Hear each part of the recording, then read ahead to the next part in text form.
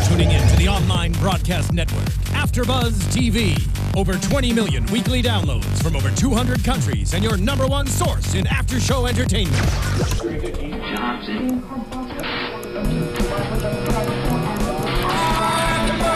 AFTERBUZZ TV, the destination for TV superfans. Producing aftershows for over 300 of your favorite TV shows. Interviewing celebrities and showrunners. And bringing you behind-the-scenes exclusives. All thanks to E! Entertainment's Maria Menounos, producer Kevin Undergaro, and internet leader Akamai.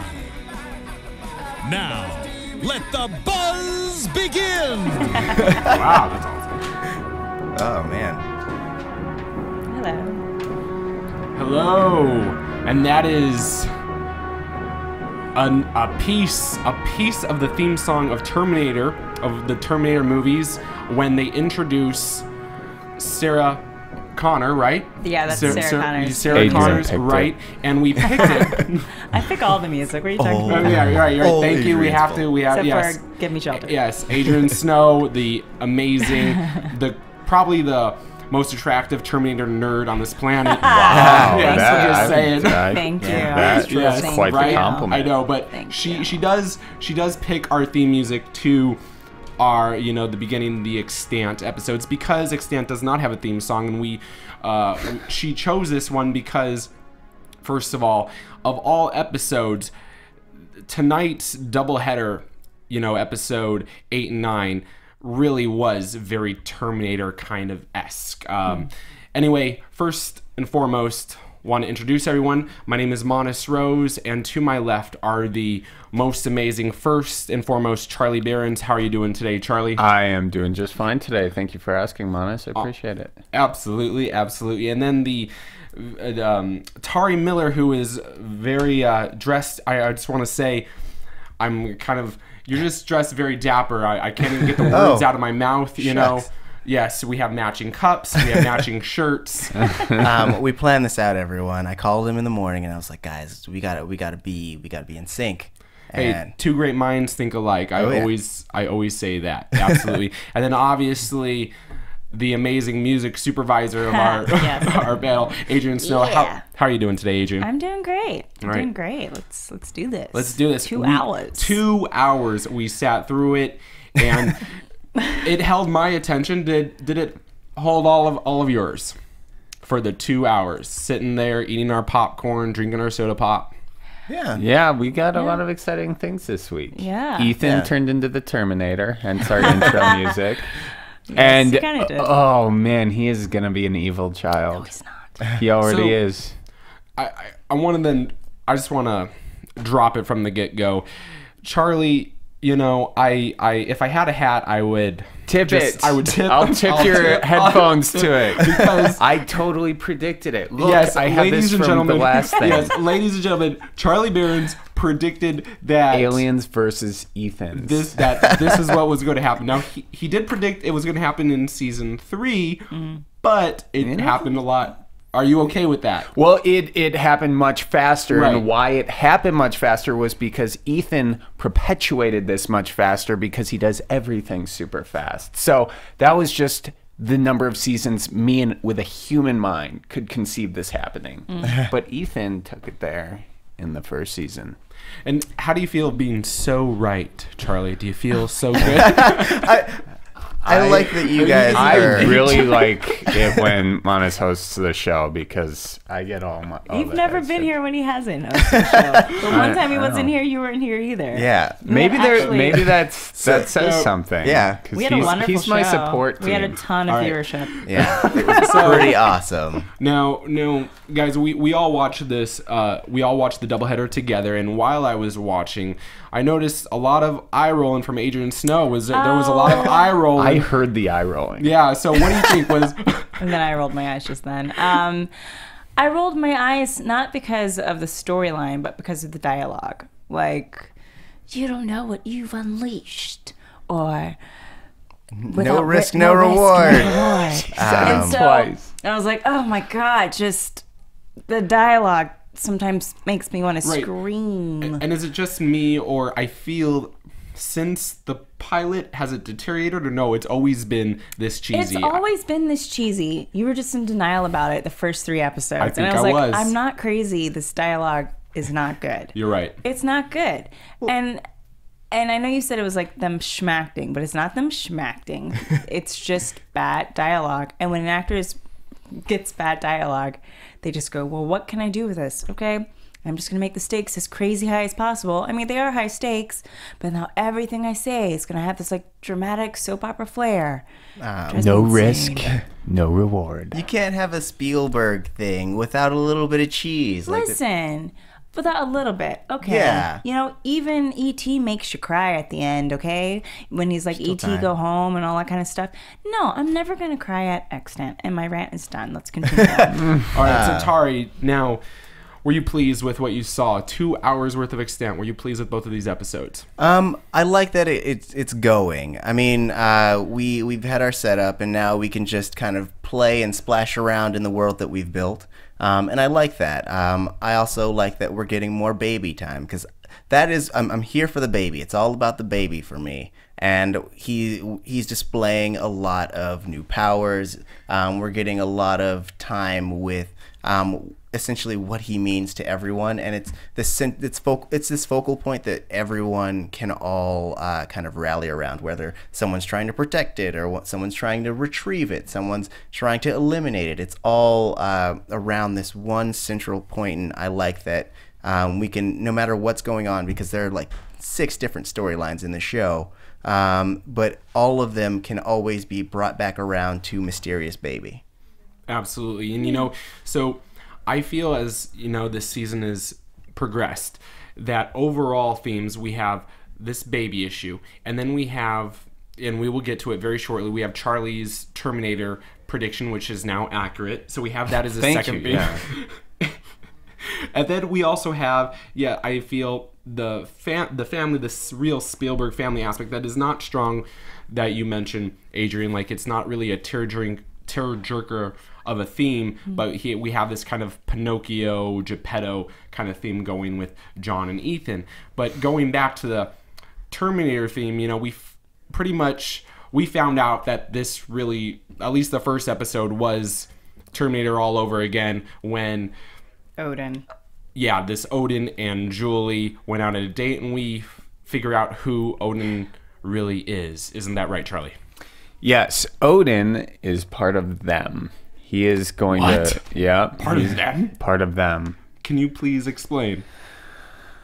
Well, let me just say this. This is we'll talk about Odin in a second, but I think Ethan has found his first soldier in the War of the Machines, and that's the garbage can that got hit with a little grenade by those boys. It's a little R2D2. A little R2D2, which would make Ethan...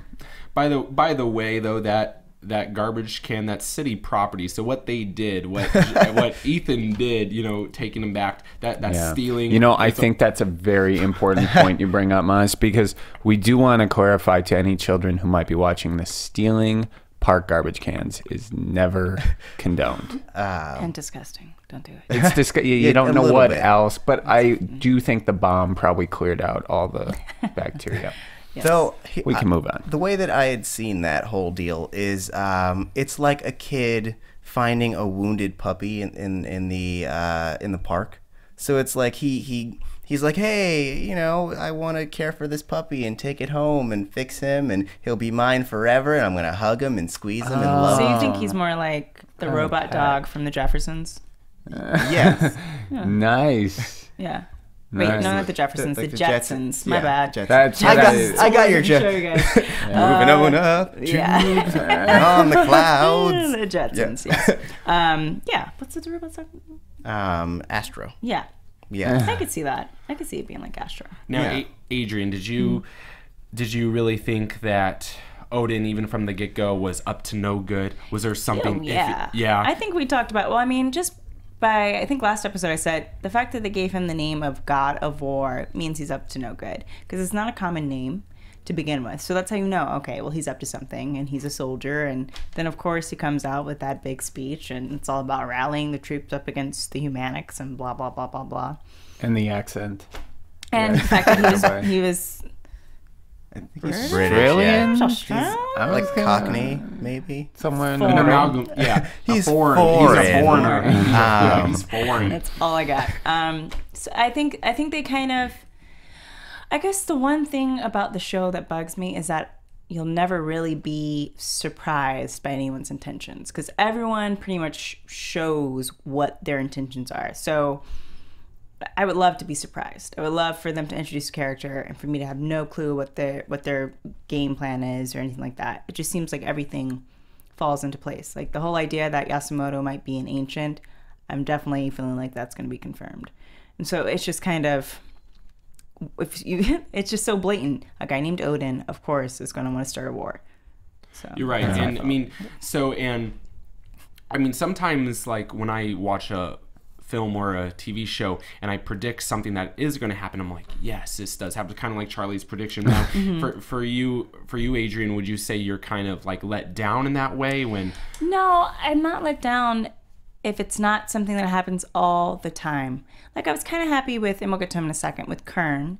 I thought that was a nice shift, but then again, I spotted it in the previous episode, so you can kind of see that that's coming.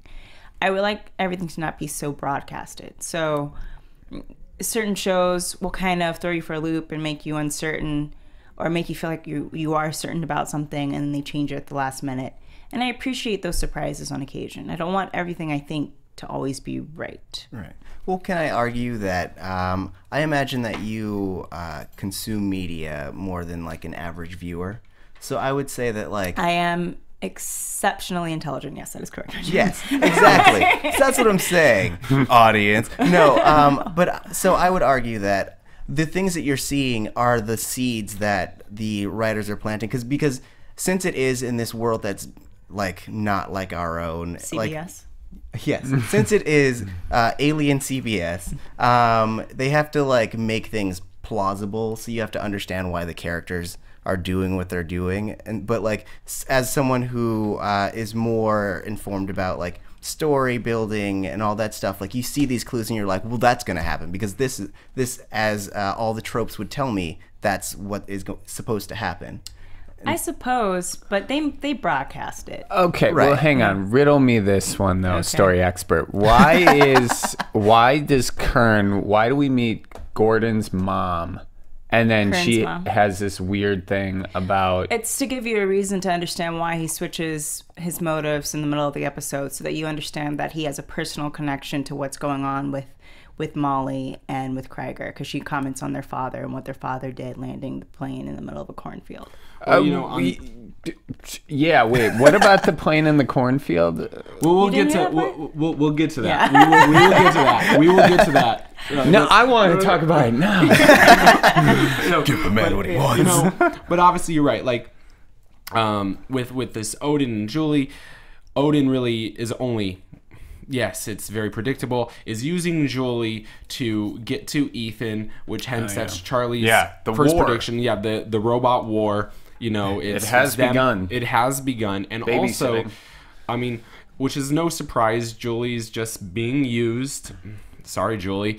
And then there was a mysterious character, the Miss Dodd, also known as the Idiot. Sorry, but that's how John coined her. You Yeah. know, that's how John how I coined her. remember But her. that's how we all remember her, actually. But her name is Miss Dodd, or the woman with the tassel in her hair from an earlier scene. Yes. But anyway, she is also joining forces with Odin, and later we do see that, you know, and we will get to that part, but we see that Odin actually, we don't see it unravel, but he does eventually meet Ethan. And now maybe Charlie will give us a prediction of that showdown, because we see Odin look at Ethan in his pajamas at his house. I mean, how is that going to go down? Is a robot war going to start, or... When we last left our hero Ethan with Odin, Odin was going up for the high five. Ethan, I believe, accepts the high five and plays into his hand, so to speak. Then Odin is going to get Ethan in a corner, but Charlie is going to come save the day. No. Yes. No, because Ethan commented on the fact that he wished he was stronger, because if he had been stronger, he could have defended that robot against the boys. So, because Ethan is well, we'll get to this, but because Ethan can kind of think on his own now, I think he's going to enhance his strength and defeat Odin before Odin even gets a chance. That'd be interesting. I agree with you. I was going to disagree just for the point of disagreeing with you, but I really agree with that. Now, in the last week's episode, Kern really, we learned a lot about Kern last week because he had this kind of drug problem, inhaling all these different gases. Absalom. Oh, yeah. Now, what does that do to you, by the way? What does it really... We talked about this last episode. Yeah, I know. Moving on. Yeah, moving on. Get But you high. we learn a lot more. And were you pleased? We'll start with Tauri. Were you pleased with Kern flips the switch here? He goes from bad to good, or is it very real? Or is he going to go? Is he playing out that he's really bad all the time, or did he really flip the switch? Is it just the Absalom talking? It's just the no. I think that for the sake of the story, yes, he legitimately switched. I mean, he's had his doubts, and Krieger does a good job of essentially convincing him that he's on the wrong side, and that they can help him. I don't see him. I mean, this is kind of later in the episode, but I don't see him switching, especially since he was willing to give his life for Molly's cause. He was ready to take a bullet, and I respect it. I always like when bad characters, especially kind of badass characters, become good guys, because then you get more time with them. You get to root for them. Though he is a terrible super spy, I think that now that he's on the side of good, he's going to be so much better. What did you think of the Kern storyline in this doubleheader, Adrian? Well, like I said, it was pretty much broadcast, and I kind of had a feeling that he had doubts. They kind of gave us a hint of that last episode when he was talking about the guy who was up in the Seraphim from last episode. So it was nice to see Kern switch, but it was also kind of predictable, because how else would they get to the baby unless somebody who was on the inside switched over? And so I would have liked to have seen more about his backstory. I kind of get frustrated when they just randomly have someone come in just to give some explanation of why this person's going to do what they're about to do very quickly. So having his mom come in and be like, your father went crazy and da da da da da. I don't know. Sometimes just hold back. Sometimes just let it happen naturally. It felt a little forced having the mom from Poltergeist come out. And You're right, because Charlie, you missed that whole mom cover, because that's when the mom talks about the plane landing in the cornfield. I think you guys are talking about something. Probably During the show, I was being bad. I was out of popcorn. Yeah. So anyway, I heard the whole thing about landing the plane in the cornfield, but I didn't hear why. You didn't connect it because he thought it was the voice of God, and that's why he kept saying, "There's more Yes. more in heaven and earth than our philosophy." That's the title of the episode. Yeah. Mm-hmm. Charlie's more confused now than when he asked the question 3 minutes ago. So Kern makes the quote, "There's more in heaven and earth than our philosophy." Or Right. than our philosophy can reveal, or something like that. The alien. And that's him response to his mom saying that your father was insane. And he's like, well, maybe he did see God because he said God told him to land the plane in the cornfield. And so that's what prompts Kern to have his doubts about what they're doing with the aliens, is because he thinks his father was somehow touched by this alien. He's not sure if this alien is a type of God.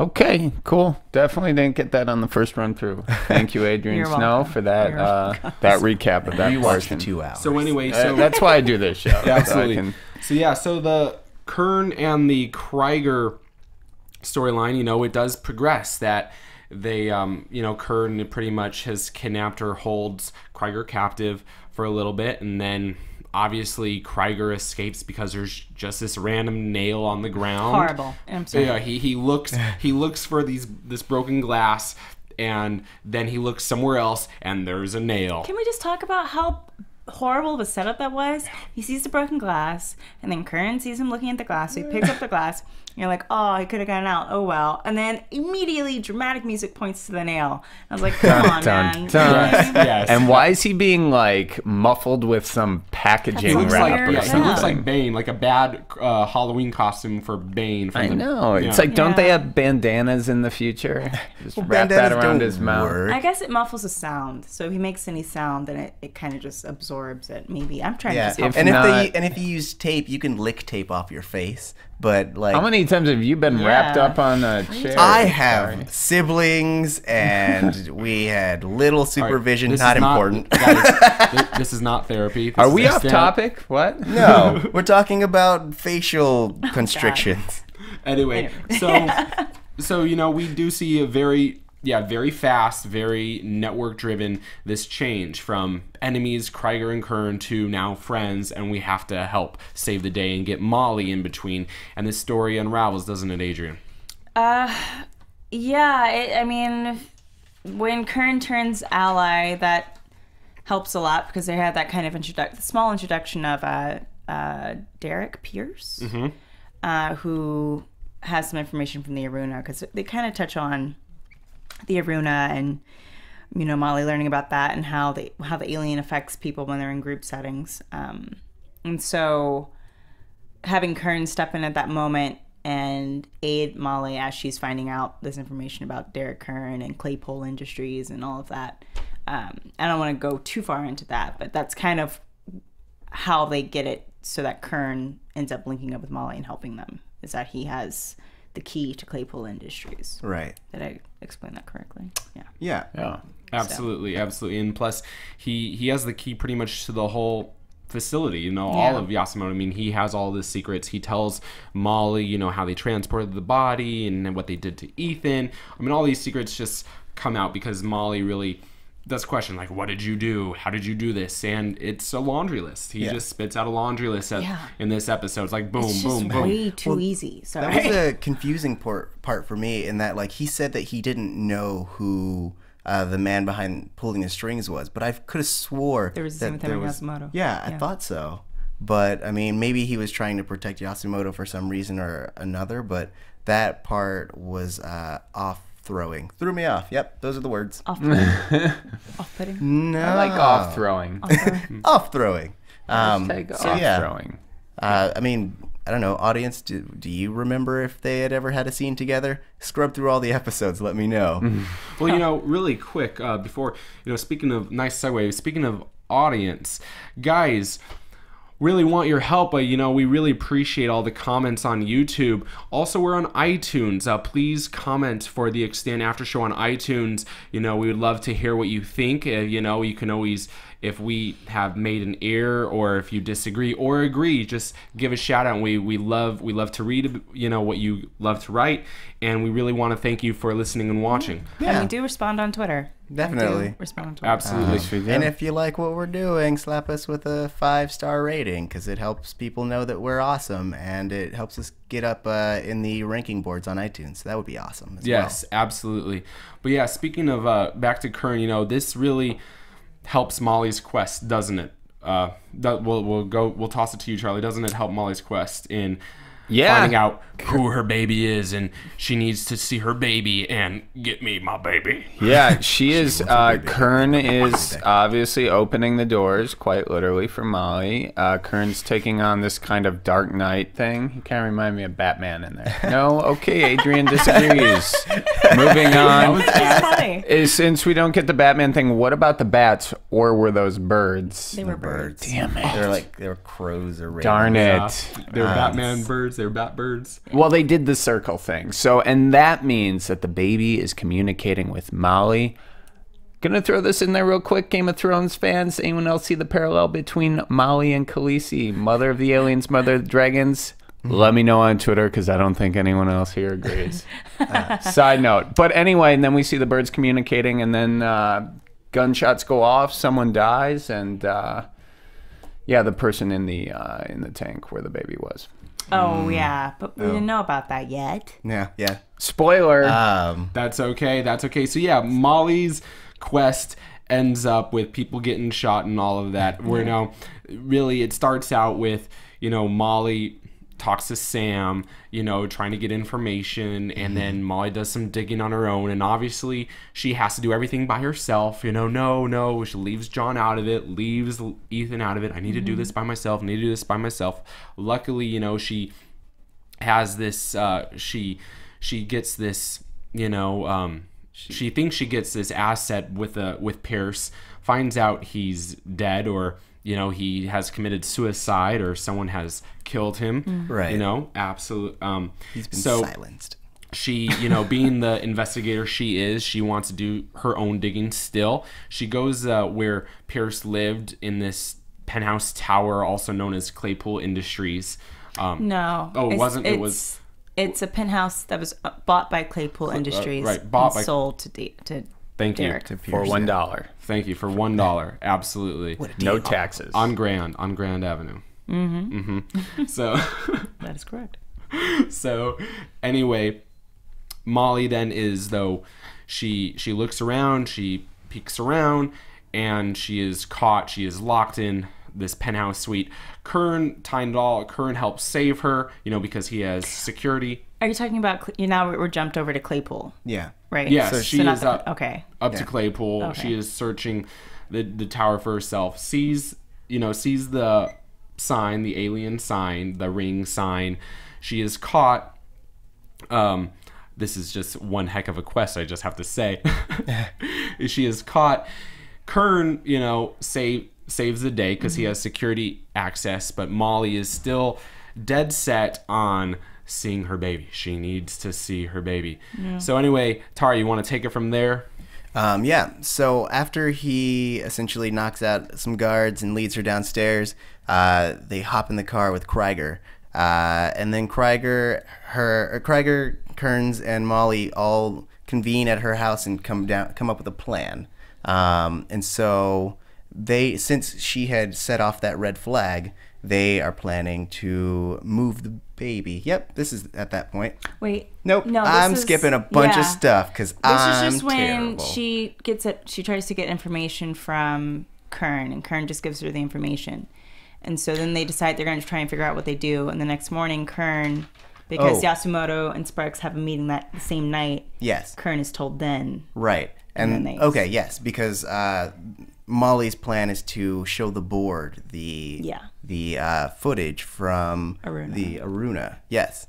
But then that goes horribly awry since essentially Sparks gives the order to kill her because of her defiance, which sets every plan into motion of getting the baby during the transport ordered by Yasumoto. Bam! Can I say that it is interesting that Sparks kind of went against you were air pumping. That Sparks went against Yasumoto's orders and decided to injure or in some way basically assassinate Molly. And I didn't think that was going to be something that he would choose to do. I just think at all odds he's not going to let go of the fact that he can talk to his daughter. Like that is that family element that he's just not willing to let go of. Just like Molly isn't willing to now let go of the alien baby because that's become her family. You know, they're just layers and layers of family elements. Yeah. And she finally gets to her baby, yet she doesn't, and still we do not see what the baby looks like, and dun dun dun. But we have a glimpse of the baby. We do. Baby's got bad asthma. It was in the corner, right? That was the baby. That's the baby, and then a little making the noises. glow of the eye. Absolutely. Goofy. So meanwhile, while all this is going on, we have the Pinocchio Geppetto storyline of John and Ethan. Boy, now Ethan. Right, and I think, guys, I'm going to say Ethan is slowly becoming more of a real boy. Would you guys agree? Yeah. No? You're rolling your eyes once again? I didn't roll my eyes. I just I lifted an eyebrow. No, I think he's becoming way too advanced too fast. The fact that he could just easily pick up Japanese and start speaking it. I could see why John is unnerved by that, because he doesn't want him to accelerate, because if he accelerates, then people like Odin and Mrs. Dodd will turn against him because they think he can't be controlled. And they're right. Mrs. Dodd asked, what will you do if he can't be controlled? And the safety measures that they implemented no longer work. And I think the only way that Ethan will turn bad is if people turn against him. I don't think that's going to be his inherent nature, but if he sees that people are going to turn against him or try and shut him down in some way, he's going to do the most human thing you can do, which is to protect yourself. Right. So. And that means killing, and hence Charlie, the Yes. war on machines. I mean, he wants to know what's his function, and I think when those bullies pushed him down and he stood up, you could kind of see in his eyes that he already knew what his function was. Did you expect his eye to glow red? Because I kind of did. Yeah, Really? a little bit. Absolutely. A little bit. Yes. That's and you're right. pretty and, awesome. Yeah, you know, just like the John, Terminator. he wants to control this. He's trying to control this. Tari, do you think this is right? I do, but at the same time, I understand the idea of wanting to confine his growth because, it makes him less human. But at the same time, I felt like it was just John essentially having empty nest syndrome kind of thing, where he's like, you're growing up too fast, and I can't keep protecting you, you know. So for me, it was less of a I want to protect you from everything, and it was more like, I'm gonna lose you one day because you're gonna be too great, or you're gonna be too great for me to contain. I thought it was more so about control, because he leaves that message for Molly saying Ethan's the one thing I can control right now, and that's why he was going to go in and slow down his acceleration. So I'm kind of getting the sense from John, just as the episodes are going on, that he is just a control freak, and that it's not so much about his son growing up too fast. It's just like, this is not what I expected my experiment to do, because even he can't let go of the fact that Ethan is a humanic and not a boy. What I find interesting, I feel though, you know, Ethan can only, am I wrong, right or wrong, he can only grow and mature inside, so he can develop Japanese, he can start dreaming or having nightmares, and he can, but he will not actually grow externally. He will only stay, you know. Oh, sorry. Did you see that in my eyes? I did. I was going to say, he can go into the lab and be like, that's a pretty sweet, big, muscular arm. I'm going to put that on myself. That's, I think, what they're kind of going with him and his R2-D2 is that he'll eventually learn how to advance himself, so he can learn how to give himself a mature body and a stronger body if he wants to. And this is, sorry, but this may be crossing lines of when we saw how Odin had the special arm, you know, when Julie fixed his arm, hence that maybe Ethan will get a couple of those. Right. Maybe Ethan will take Odin's arm after they do the high five. Think about it. That would be insane, just this giant like Trogdor arm. Anyway, they bring up in the dinner with Yasumoto the idea of transferring a consciousness into a humanic. So that kind of goes in line with that whole idea, and that either maybe Ethan can be transferred into a human body or vice versa. He wouldn't want to be in a human body. He wouldn't. Well, if he wanted to be a real boy, he would. But so there could be a whole idea of Yasumoto switching bodies with Ethan becoming a real living being, and Yasumoto becoming immortal like he wants to be. I think the scariest combination in the world would be Ethan and Yasumoto. Yeah. All right, let's say the predictions, guys. Really quick, last but not least, we do have Yasumoto. You know, we do see him awake from the sludge, and we see him have a meeting with, Sparks in the Japanese tea room, which I do want a Japanese tea room, by the way, one day in my life. I want that. Just his living room. Anyway, so we see that. We see Yasumoto awake from his sludge, Demolition Man style, which we've stated when we were first introduced with Yasumoto. And he's dying.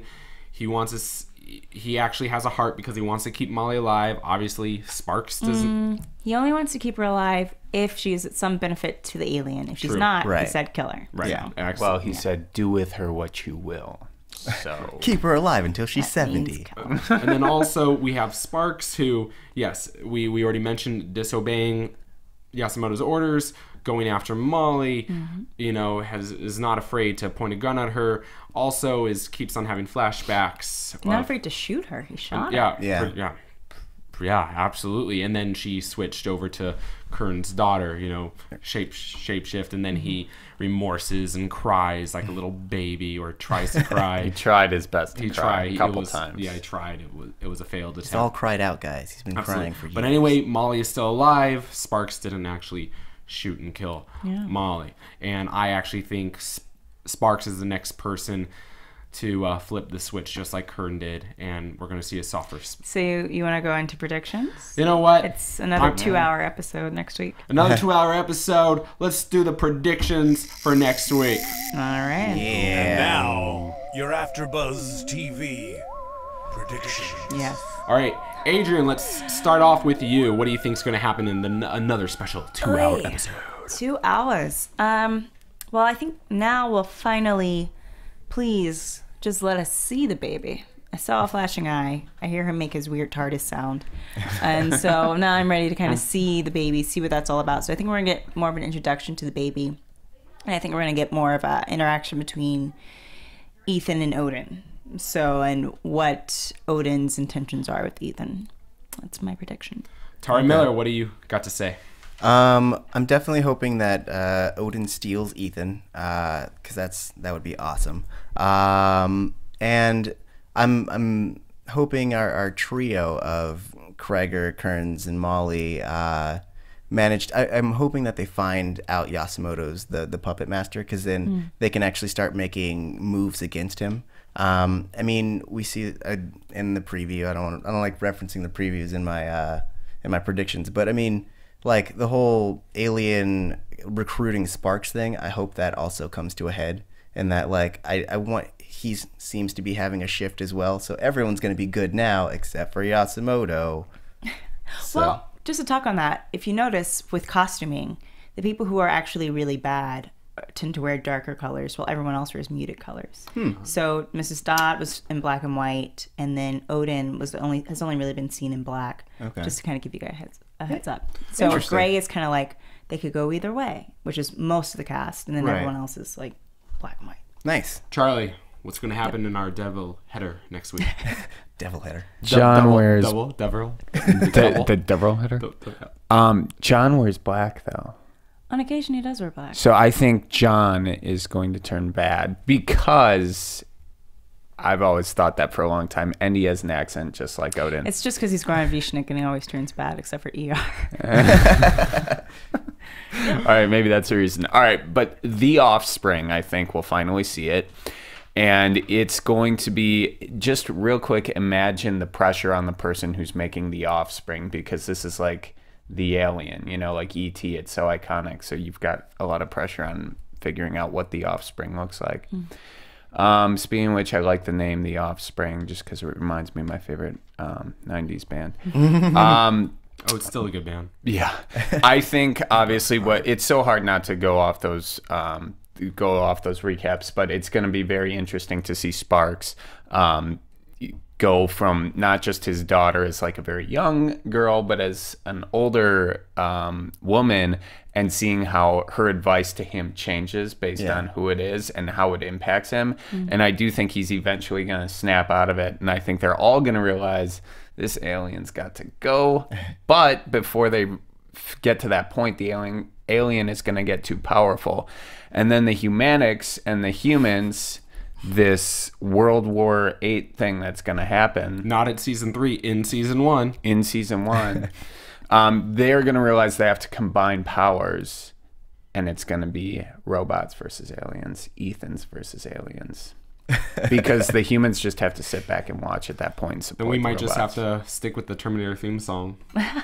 No, not the whole time. Well, you know, guys, I feel, you know, there's no really other ground I can say. I agree with all of you. I have no new predictions. I mean, just a couple of themes we're just going to see. We're going to see a lot more, you know, advertisements for BMW, Tesla. They brought in Mercedes-Benz. A lot of you know, what was really interesting is like the first episode, I noticed a lot more day shots. It was shot a lot in the daytime. The second episode was shot at night. You know, we might have that, the black and white themes going on. But really, Yeah, I mean, I agree. We're going to see the baby. We're going to see more of this, like, Odin army rise. We're going to, you know, a little bit more Yasumoto. Obviously, Julie's going to get her heart broken. Or she's going to lead the rebellion with the Humanics and then beat the crap out of Odin. That's the prediction. That's the good one. Terrible. All right. Well, on that awesome prediction, Adrian Snow, where can all of the fans out there in the world find you? Yes, you can find me on Twitter and Instagram at Miss Adrian Snow. That's Adrian. Tauri Miller, where can everyone find you? You can find me on Twitter at TauriJ. That's Taurijay. You can also catch me on the Sword Art Online panel on Sundays and the Legend of Korra panel on Sundays. Huzzah! Charlie, I like that. that was awesome. Charlie Berens, where can everyone in the world find you? You guys can find me on Twitter and Instagram at Charlie Berens. And Monis, where can we find you? Well, guys, I actually do not have a Twitter or Instagram or Facebook, but you can actually hear and listen to me. I have an iTunes podcast. It's called Restaurant Fiction, and actually I share a story of I get in a huge bar fight at the fictional bar featured in the movie Roadhouse called The Double Deuce. So please, Roadhouse. Yeah, so please plug in, you know, listen to the Extant iTunes podcast, and then go over to Restaurant Fiction, that podcast on iTunes, and check that out. I think you'll like it. Well, anyway, guys, it once again has been a privilege and an honor. You guys are awesome. All you guys watching and listening to us, you guys are awesome, capital A. My name is Monis Rose, and keep it real, keep it fresh, and always keep it on the flip side. From executive producers Maria Menounos, Kevin Undergaro, Phil Svitek, and the entire AfterBuzz TV staff, we would like to thank you for listening to the AfterBuzz TV network. To watch or listen to other after shows and post comments or questions, be sure to visit AfterBuzzTV.com. I'm Sir Richard Wentworth, and this has been a presentation of AfterBuzz TV. Buzz you later. The views expressed herein are those of the hosts only and do not necessarily reflect the views of AfterBuzz TV or its owners or principals.